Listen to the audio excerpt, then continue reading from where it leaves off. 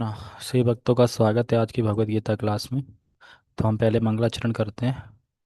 ओम अज्ञानतिमिरान्धस्य ज्ञानञ्जनशलाकया चक्षुरुन्मीलितं येन तस्मै श्रीगुरुवे नमः।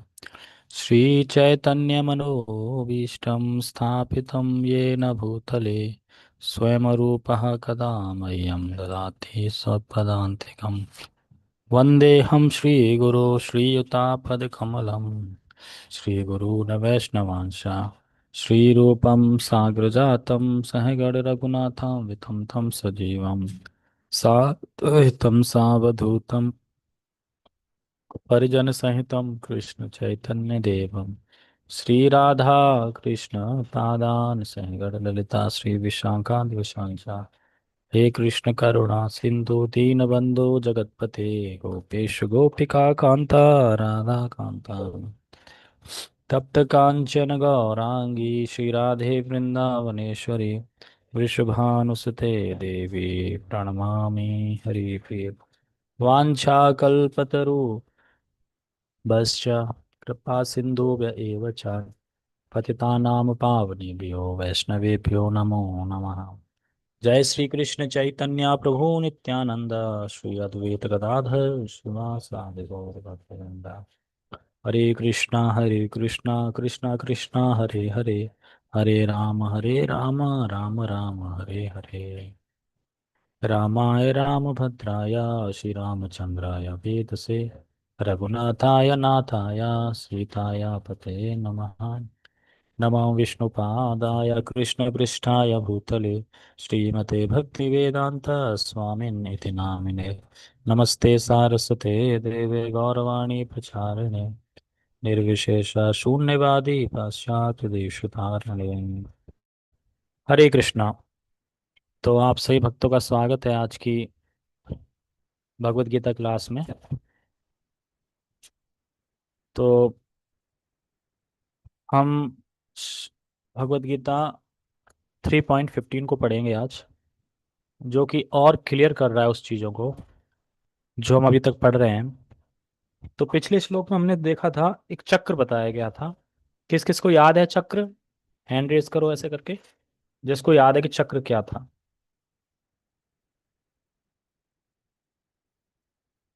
आप बताइए, क्या कल चक्र बताया गया था? कौन सा चक्र था कल?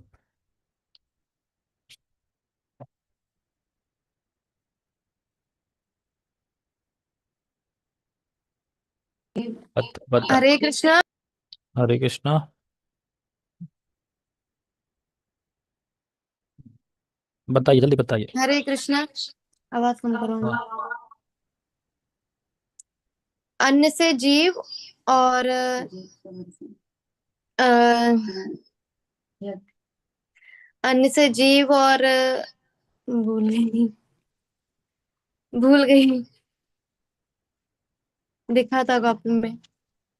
कॉपी में लिखा था तो सरल है बहुत। अन्न से जीव मैं और वो अन्न आता है। चक्र भूल गई थी। चक्री तो बताना है। अन्न से जीव। तुमने भी गलत लिखा, मेरे कॉपी में ही सही लिखा है। मतलब कल इतना समझाया फिर भी। ठीक है, मैं बताता हूँ फिर से। तो अन्न से जीव, और अन्न आता है वर्षा से, और वर्षा आती है यज्ञ से, और यज्ञ आते हैं नियत कर्म से। आप कोई बोले नियत कर्म कहाँ से आते हैं? वो आज के श्लोक में है। लिंक क्या है कि नियत कर्म कहाँ से आ गए? तो नियत कर्म भी बना हुआ है। वो आते हैं कहाँ से? और वो आते हैं कहाँ से, तो वो कहाँ से आया? तो अंतिम हम जो पहुंचेंगे तो अंतिम भगवान के पास ही पहुंचेंगे। इसीलिए भगवान कह रहे हैं कि जो भी आप करते हो वो मुझे ऑफर लगा के ग्रहण करो, नहीं तो पाप लगेगा, नहीं तो पाप खाओगे। क्यों? क्योंकि अंतिम जो चरण आ रहे हैं इस चक्र के, वो भगवान ही आ रहे हैं। तो वो इसी श्लोक में क्लियर होगा। इसीलिए मैं बता रहा था। तो हम लोग अभी जो कर्म की चर्चा कर रहे हैं, अध्याय 3 और श्लोक क्रमांक 9 से चल रही है। यज्ञ अर्थात कर्मणो नेत्र से ये चल रही है, शुरुआत हुई है। तो अब यहाँ पे बताने के बाद अगर कोई पूछे कि नियत कर्म कहाँ से आए, तो वो इस श्लोक में भगवान बताएंगे। ठीक है। तो हम इस श्लोक को पहले उच्चारण करते हैं, फिर समझने का प्रयास करते हैं। भगवत गीता यथारूप, अध्याय 3, श्लोक क्रमांक 15। कर्म ब्रह्मो उद्भवम विद्धि, ब्रह्मा ब्रह्मा अक्षर सद्भवम, तस्मात् सर्वगतं ब्रह्म नित्यं यज्ञे प्रतिष्ठितम्। कर्म ब्रह्मा उद्भवम विद्धि, ब्रह्मा अक्षर समुद्भवम, तस्मात् सर्वगतं ब्रह्म नित्यम यज्ञे प्रतिष्ठितम। बहुत इजी है, बहुत इजी है। कैसे? कर्म ब्रह्म उद्भवम विद्धि, कर्म ब्रह्मा उद्भवम विद्धि। तो यहाँ पे ब्रह्म भगवान को नहीं बोला जा रहा है, ना निराकार को, ना जीवात्मा को। यहाँ जो ब्रह्म बोला जा रहा है वो ब्रह्म बोला जा रहा है वेदों को। तो कर्म ब्रह्म उद्भवम विद्धि, यानी हमने पढ़ा था पीछे श्लोक में कि नियत कर्म से यज्ञ होते हैं। तो नियत कर्म कहाँ से आते हैं? तो नियत कर्म कह रहे हैं कर्म ब्रह्म उद्भवम विद्धि, यानी वेद से कर्म निकलते हैं, यानी वेदों से कर्म हमें मिलते हैं कि क्या कर्म करना है, इसको क्या कर्म करना है, उसको क्या कर्म करना है। सबके डिफरेंट डिफरेंट वर्णाश्रम के अनुसार वेदों में उनके नियत कर्म बताए गए हैं। क्योंकि यज्ञ कर्म से उद्भूत होते हैं, तो कर्म कहाँ से आते हैं? तो कर्म वेदों से उत्पन्न होते हैं। वेद हमें बताते हैं कि आपका क्या कर्म है। ठीक है।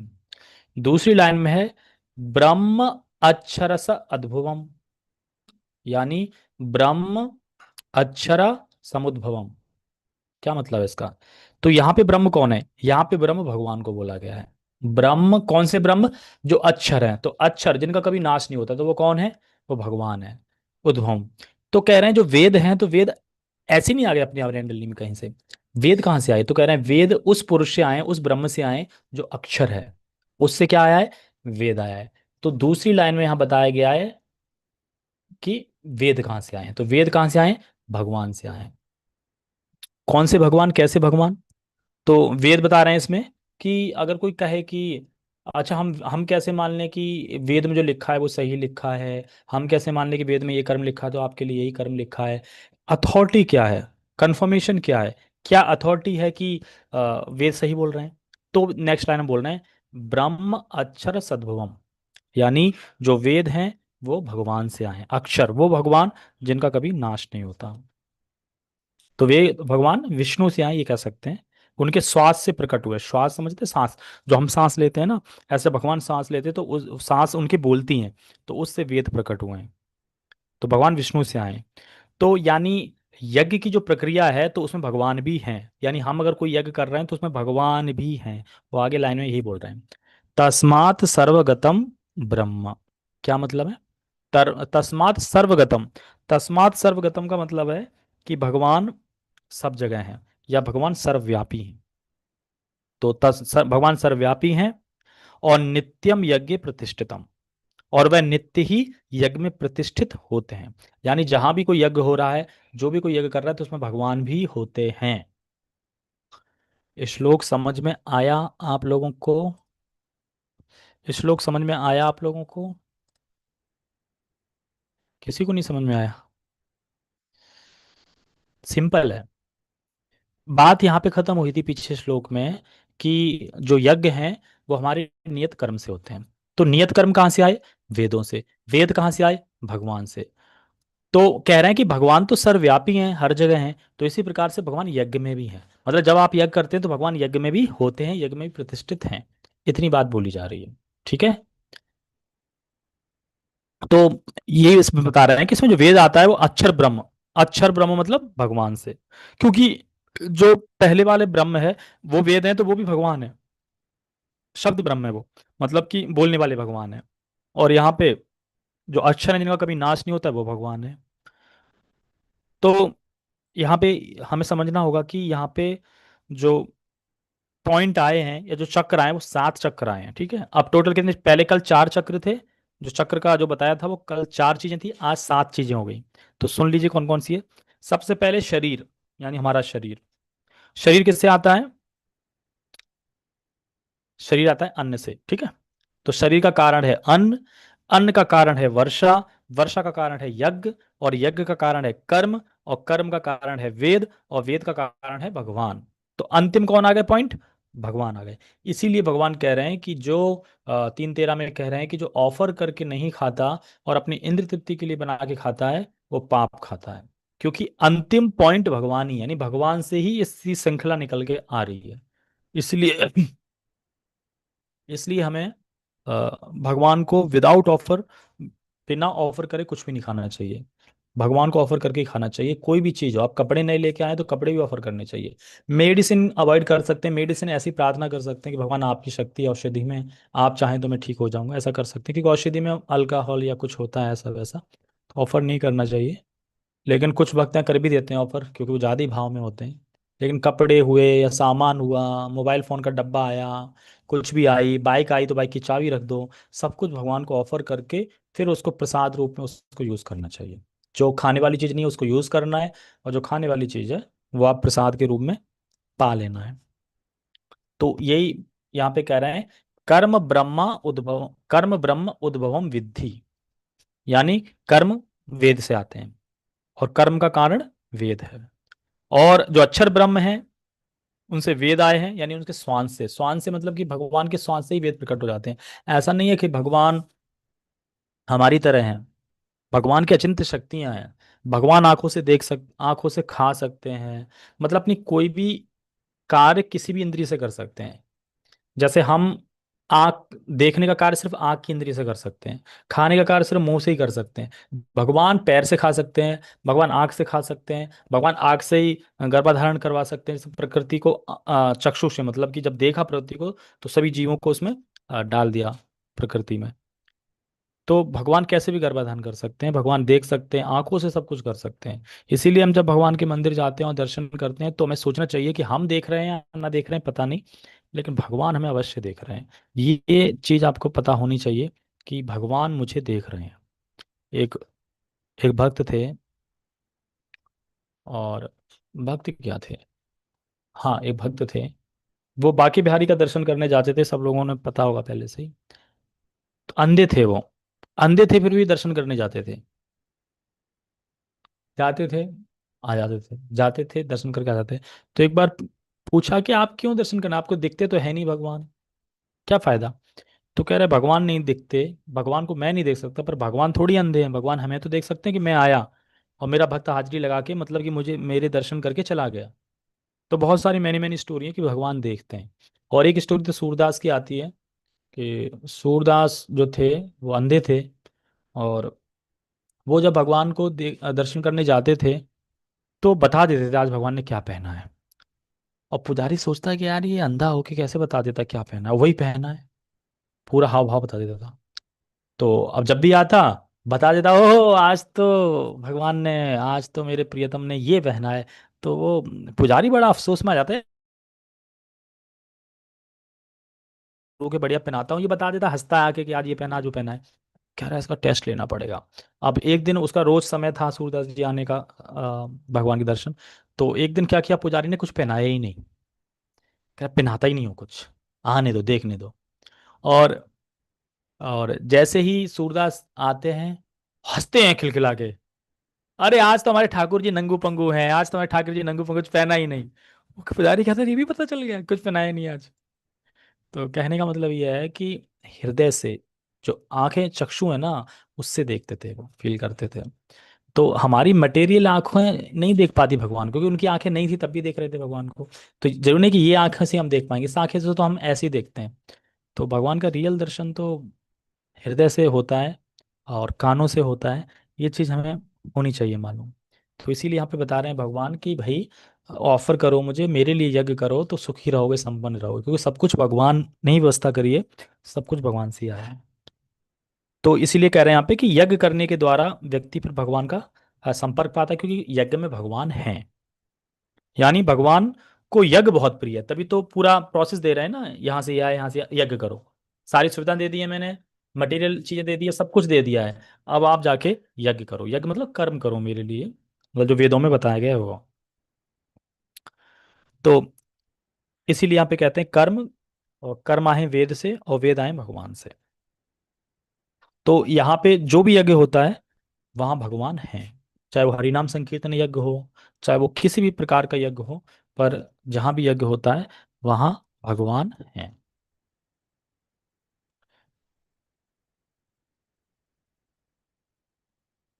आगे पढ़ते हैं।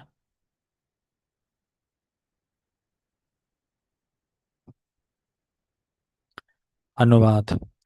वेदों में नियमित कर्मों का विधान है, और ये साक्षात श्री भगवान पर ब्रह्म से प्रकट हुए हैं। फलतः सर्वव्यापी ब्रह्म यज्ञ कर्मों में सदा स्थित रहता है। ब्रह्म यानी भगवान, निराकार ब्रह्म की बात नहीं हो रही यहाँ पे, ब्रह्म मतलब भगवान। तो यही कह रहे हैं कि लोग कहते हैं कि कहाँ लिखा है आपके भगवान यज्ञ में है, ये सब कर रहे हैं, कहाँ है कहाँ है।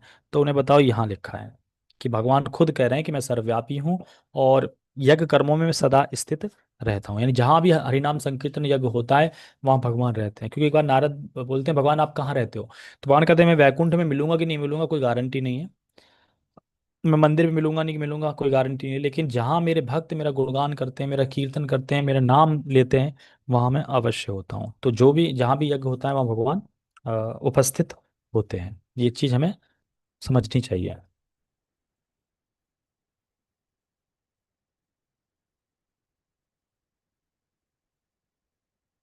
अनुवाद श्रील प्रभुपाद जी द्वारा।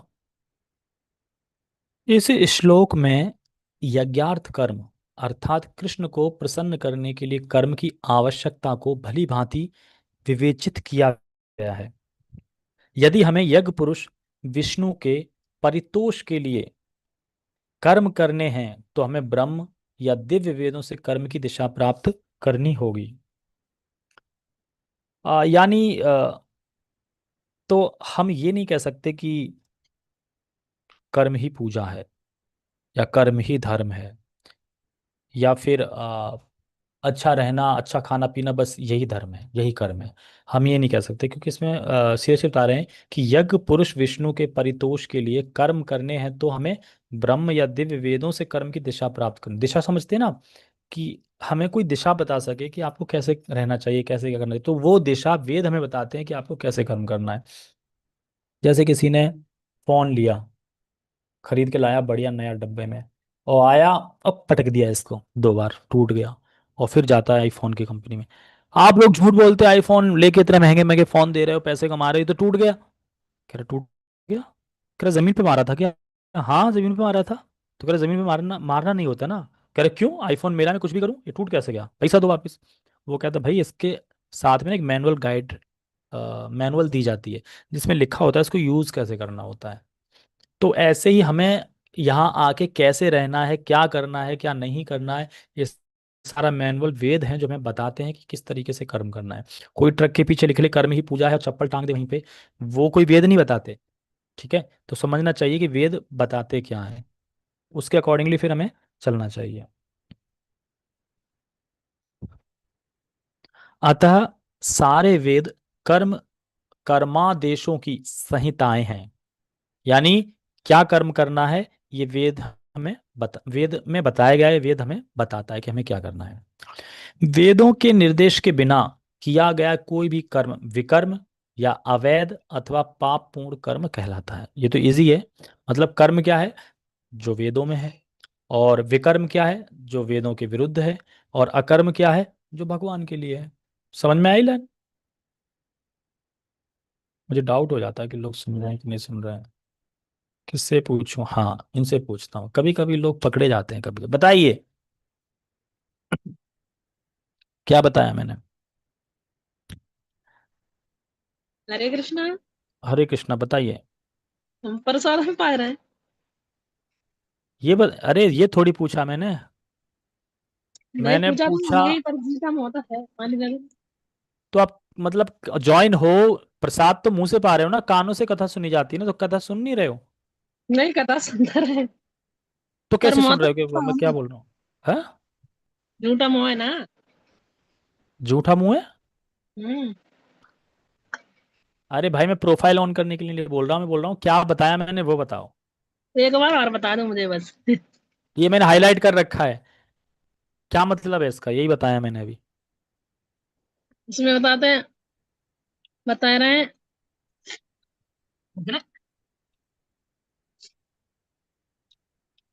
आज तो प्रभु जी की क्लास नहीं थी, तो फिर आज खाना क्यों खा रहे हो इस टाइम? खाना तो पहले बना बनू के खा लेते, कि इतना लेट खाते हो 8 बजे? नहीं, लेट हो गए बनाते बनाते। इसमें तो मतलब सारे वेद कर्म, सारे वेद कर्म दिस। कर्म देशों की संहिता है, तो मैंने बताया कि क्या मतलब है इसका, तो मैं वही पूछ रहा हूँ क्या मतलब है इसका। मतलब नहीं पता। हाँ तो वही बात है ना, यही बात है, तो फिर सुन के क्या मतलब कि हमें क्या नहीं, बोलूं? सुन तो हम सब रहे थे, अगर यहाँ से आपका आए तो मुझे, आपका मेरे मुंह ट्रेन का जल्दी से टिकट बोल हो दिया। तो आप टीटी से बोल देंगे ऐसे करके, मैं ना खाना लेट हो गया, खाना में बनाने में लेट हो गया। अरे भाई, जब ट्रेन का टाइम होता है तो इंसान 10 मिनट 20 मिनट पहले पहुंचता है ना। तो कम से कम क्लास अगर सुन रहे हो, आज तो चलो प्रभु जी की क्लास होती है, मैं मानता हूँ कि आप उसको सुन रहे थे, फिर अब आप काम करते करते इसको सुन रहे हो, तो चलो दैट्स ओके, कोई बात नहीं, ठीक है। लेकिन जब प्रभु जी की क्लास भी नहीं है उस टाइम पे वो खाना खाना पीने खाते हुए सुन रहे हो, और ये भी नहीं पता कि मैं क्या बोल रहा हूँ क्या नहीं बोल रहा हूँ, तो उसका लाभ क्या है फिर, मैं ये कहना चाह रहा हूँ। ऐसे ही रहना है क्या या बढ़ना है आगे? नहीं, वो हमारा आगे बताया वो तो मुझे याद हो गया, लेकिन ये वाला एक ही बार बताया ना अभी। इतना जल्दी कहाँ दिमाग में घुस जाता है एक बार में। अरे मैंने ये बोला कि जो वेद हैं वो बताते हैं कर्मादेशों की संहिताएं हैं। मतलब यहाँ पे ये बताना चाह रहे हैं कि आपके लिए क्या कर्म बताया गया है, उसके लिए क्या कर्म बताया गया है, वो वेदों में बताया गया है। अब खैर छोड़ो, चलो हम आगे पढ़ते हैं, नहीं इसी में टाइम निकल जाएगा। तो मैं कहाँ पे था? हाँ, तो वेदों के निर्देश के बिना किया गया कोई भी कर्म विकर्म या अवैध अथवा पापपूर्ण कर्म कहलाता है। यानी जो कर्म है उसको बोलते हैं, वेदों के अकॉर्डिंगली जो कर रहा है उसको कर्म बोलते हैं, और वेदों के विपरीत कर रहा है उसको विकर्म बोलते हैं, और जो भक्ति कर रहा है उसको अकर्म बोलते हैं। ठीक है, ये चीज तो समझ में आ रही है ना सबको? अब किसको पकड़ूं? जिसका प्रोफाइल ऑफ है उसी को पकड़ता हूँ, सुन रहे हैं कि नहीं सुन रहे? प्रोफाइल ऑन वाले तो लग रहा है हाँ, आप बताइए कि आप भी खाना वाना खा रहे हैं? क्या मतलब है जो मैंने हाईलाइट किया है? इं- इंटरनेट नहीं चल रहा? आवाज नहीं आ रही? तो इंटरनेट सही नहीं आता अच्छा वहां पे गाँव में?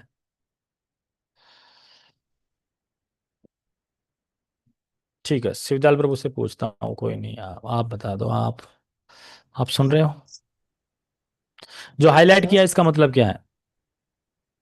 इसका यही मतलब है, वेदों के निर्देशन के बिना कोई भी कार्य विकर्म, जैसे कि वेद में नियम बताए गए हैं उस हिसाब से चलना चाहिए। अगर नहीं चल रहे तो वो फिर अवैध कर्म होते हैं। हमें हाँ ये कर्म नहीं करना चाहिए, हमें अकर्म कर्म करना चाहिए जो भगवान के लिए कर्म होते हैं। जैसे हाँ, दूसरे। यानी 3 पॉइंट शिवदयाल प्रभु ने सही बताया। 3 पॉइंट हैं, जो वेदों के अकॉर्डिंगली कर्म कर रहे हैं उसको कर्म बोलते हैं, और जो वेदों के अकॉर्डिंगली कर्म नहीं कर रहे हैं उसको विकर्म बोलते हैं, और जो भक्ति कर रहा है, भक्ति वाले कार्य कर रहा है, उसको अकर्म बोलते हैं, क्योंकि उसका कोई फल नहीं मिलता। फल नहीं मिलता मतलब कि आपने आलू खाया तो आलू का कोई रिएक्शन नहीं मिलेगा। ठीक है, इस तरीके से।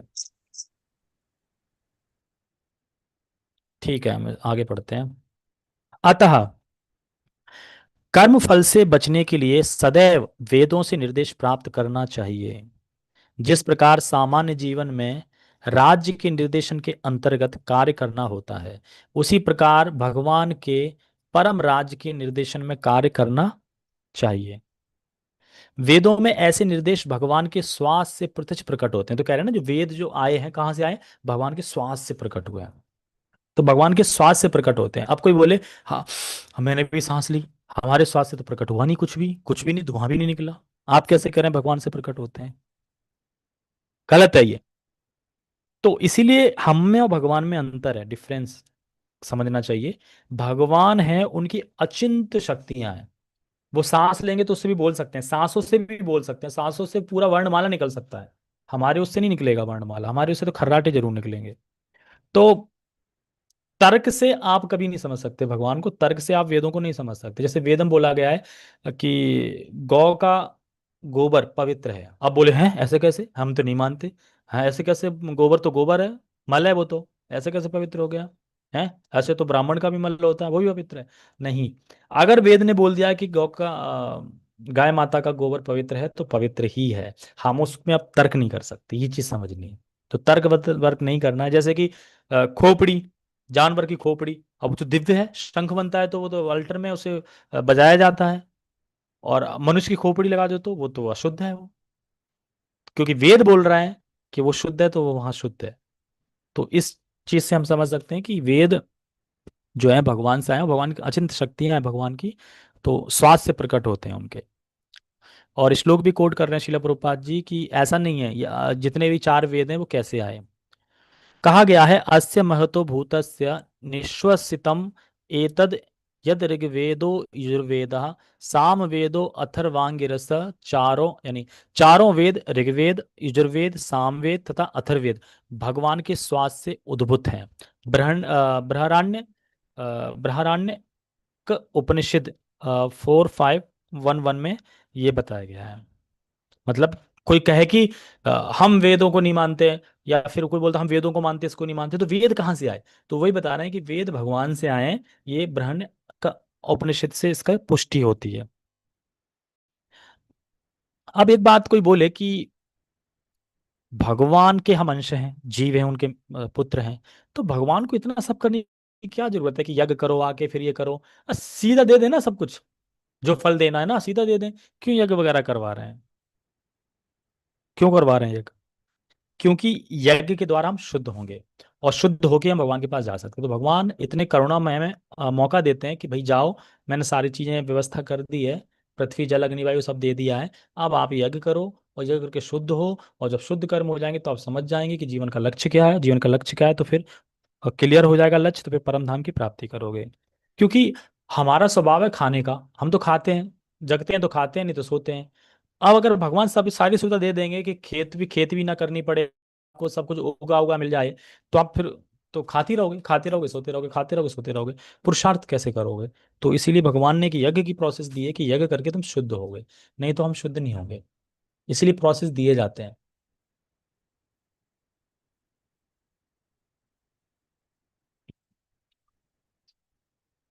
ब्रह्म संहिता में प्रमाणित होता है कि सर्वशक्तिमान होने के कारण भगवान अपने श्वास के द्वारा बोल सकते हैं, अपनी प्रत्येक इंद्रिय के द्वारा अन्य समस्त इंद्रियों के कार्य संपन्न कर सकते हैं। दूसरे शब्दों में भगवान अपनी निश्वास के द्वारा बोल सकते हैं, और वे अपने नेत्रों से गर्भाधान कर सकते हैं। तो एक चीज मैं बता रहा था कि गर्भाधान भगवान कर सकते हैं, और इस बात को हमें यथावत स्वीकार करनी चाहिए। क्योंकि अगर कोई फिलोसफर होगा या फिर कोई स्कॉलर होगा, वो इस बात को स्वीकार नहीं करेगा। क्या श्वास से भगवान बोल सकते हैं, दृष्टि से खा सकते हैं? तो स्कॉलर तो बोलेगा मैथोलॉजी है सब, आपके शास्त्र वगैरह ना, ये सब ऐसे है, ऐसे किसी ने लिख दिया है। तो इसलिए वो कहते हैं कि वो नहीं कर सकते ना, तो वो सोचते हैं भगवान भी नहीं कर सकते। एक बात बताओ, जो हम नहीं कर सकते अगर वो भगवान ही नहीं कर सकते तो भगवान है ही क्या फिर? भगवान का मतलब ही वो सब कुछ कर सकते हैं, हम नहीं कर सकते। तो ऐसी कोई चीज है जो भगवान नहीं कर सकते? भगवान सब कुछ कर सकते हैं, तभी वो पूर्ण पुरुषोत्तम भगवान कहलाते हैं। तो यही है कि वेद में सब ज्ञान है, लेकिन इंसान को प्रकट नहीं कराते भगवान। जैसे होता है ना कि किसी की कोई कोई इंसान होता है जिन्हें सपने में ऐसी कोई चीज अद्भुत, जैसे जहाज बनाया था या कुछ बनाया था, तो उसके सपने में आया था कि कैसे कैसे बनाना है, तो फिर भगवान ने प्रकट किया उसको थोड़ा ज्ञान वेद से। क्योंकि जितनी भी चीजें बनी है ना, जो भी सब वेद से ही ज्ञान आया है बनने का, नहीं तो हमारे पास कहाँ से ज्ञान आ जाएगा ये बनाने के लिए? तो सारा कुछ वेद से ही आया है, क्योंकि स्टार्ट निश्चय बोलने की जो शक्ति है भगवान ने सब कुछ वेद में दिया है, तो सब कुछ वहीं से आता है। लेकिन भगवान सबको देते नहीं हैं। और यहाँ कह रहे हैं कि वस्तुतः यह कहा जा सकता है कि उन्होंने प्रकृति पर दृष्टिपात किया और समस्त जीवों को गर्भस्थ किया।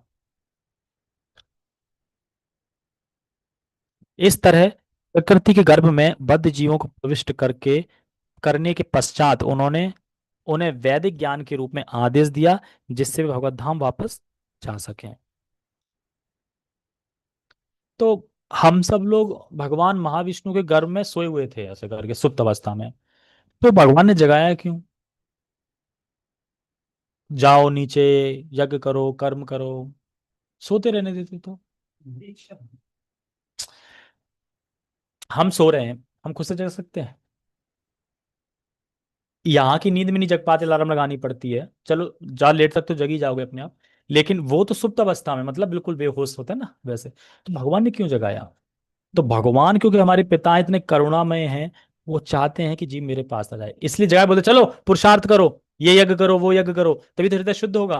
हृदय शुद्ध होगा तभी तो कर्म से ही तो हृदय शुद्ध होगा, कर्म करोगे हृदय शुद्ध होगा, फिर मेरे पास आओगे, सोते सोते थोड़ी आओगे। तो इसीलिए सोते सोते कोई पुरुषार्थ नहीं कर सकता, और यज्ञ नहीं कर सकता, तो इसीलिए जगने के बाद ही तो करोगे आप, सोते सोते तो कुछ हो नहीं सकता। तो भगवान की करुणा है कि भगवान हमें जगा रहे हैं कि जगो और ये करो और फिर मेरे पास आओ। तो भगवान सोचो कितने करुणा में है हमारे लिए। और जग के जब पुरुषार्थ करोगे तो फिर मेरे धाम वापस आओगे, लौट सकोगे। इस तरह प्रकृति के गर्भ से, हाँ पढ़ लिया, ठीक है, जिससे भगवत धाम वापस जा सके। हमें यह सदैव स्मरण रखना चाहिए कि प्रकृति में सारे बद्ध जीव भौतिक भोग के लिए इच्छुक रहते हैं। वो तो हम रहते ही भौतिक भोग के लिए, किंतु वैदिक आदेश इस प्रकार बनाए गए हैं कि मनुष्य अपनी विकृत इच्छाओं की पूर्ति कर सकता है और तथाकथित सुख भोग पूरा करके भगवत धाम के भगवान के पास लौट सकता है। यानी अ, भगवान कह रहे हैं, वेद कहते हैं कि ठीक है, आपके अंदर कोई भौतिक इच्छा है, आप कुछ प्राप्त करना चाहते हो, कुछ भोग करना चाहते हो, ठीक है करो, लेकिन कुछ नियम है उनका पालन करो। तो अब जब व्यक्ति उस नियम का पालन करता है इसलिए क्योंकि तेरा भोग प्राप्त होगा, तो धीरे धीरे वो वेद क्या करते हैं, उस नियम को पालन कराते कराते उसको धीरे धीरे शुद्ध करते हैं, धीरे धीरे धीरे क्रमशः उसका विकास होता है। फिर उसको पता चल जाता है तो बेकार है, असली जीवन का लक्ष्य तो भगवान को प्राप्त करना है। तो फिर उसको जब ये सब पता चल जाता है तो फिर वो उसका अब एक लक्ष्य क्या हो जाता है, भगवान को प्राप्त करना। तो इस तरीके से वेद हमें धीरे धीरे ढकेलते हैं भगवान की प्राप्ति कराने के लिए। इसीलिए भगवान ने वेद की रचना की कि ताकि जीव धीरे धीरे मेरे पास आ जाए। और जो भाग्यशाली होता है, जिसे भक्तों का संग मिल जाता है, वो तो एकदम लिफ्ट की तरह जल्दी आ जाता है। बद्ध जीवों के लिए मुक्ति प्राप्त करने का सुनहरा अवसर होता है, अतः उन्हें चाहिए कि कृष्ण भावनावित होकर यज्ञ विधि का पालन करें। यहाँ तक कि वैदिक आदेशों का पालन नहीं करते वे भी कृष्ण भावनामृत के सिद्धांतों को ग्रहण कर सकते हैं, जिससे वैदिक यज्ञों या कर्मों की पूर्ति हो जाए। अगर कोई मान लो वैदिक तरीके से यज्ञ ना कर पाए, लेकिन वो कहीं ना कहीं कृष्ण भावनामृत में जुड़ गया, ऐसे ही मतलब हंसते गाते जुड़ गया, लेकिन वैदिक कोई नियम पालन नहीं कर रहा था, लेकिन भक्तों से जुड़ गया वो, भक्तों से जुड़ गया, तो भक्तों से जुड़ने के बाद वह वैदिक कर्म नहीं भी कर रहा है, तो भी धीरे धीरे वो भक्ति प्राप्त कर लेगा, क्योंकि भक्तों की संगति से। क्योंकि कहते हैं ना कलयुग में संगति की बहुत महत्वपूर्ण है, भक्तों का संग कलयुग में। कोई भी संग करो, दोनों में ही आप अटैच हो जाओगे। अगर आप किसी का अभक्त का संग करोगे तो उसके जैसे हो जाओगे, भक्त का संग करो तो भक्तों जैसे हो जाओगे। तो कहने का मतलब यह है कि तो हमें कृष्ण की भक्ति करनी चाहिए, क्योंकि कृष्ण हर यज्ञ में है, जहाँ कहीं भी यज्ञ होता है कृष्ण उसमें उपस्थित हैं। तो इसीलिए हमें यज्ञ करना चाहिए। और यज्ञ आते हैं नियत कर्म से, और नियत कर्म आते हैं वेदों से, और वेद आते हैं भगवान के श्वास से, यानी भगवान विष्णु से। तो इस तरीके से पूरा चक्र है 7 पॉइंट का, जिसमें आखिरी पॉइंट है वो भगवान है। इसीलिए हमें भगवान को भोग ऑफर ये सब करना चाहिए, ताकि हम पाप से बचे रहें। ठीक है। हरे कृष्णा। जगत गुरु शिल प्रभुपाद की जय। श्रीमद् भगवद गीता की जय। निताई निताई गौर प्रेमानंदे। तो सावित्री माता जी इसीलिए प्रसाद खा रही थी आज, क्योंकि कल पता है फास्ट है। आज ही पेट भर लेते हैं ना, कल मिले या ना मिले क्या पता। कल तो एकादशी का फास्ट है, और एक दिन गैप करके फिर फास्ट है, तो अच्छा है, डबल डबल एकादशी होंगी।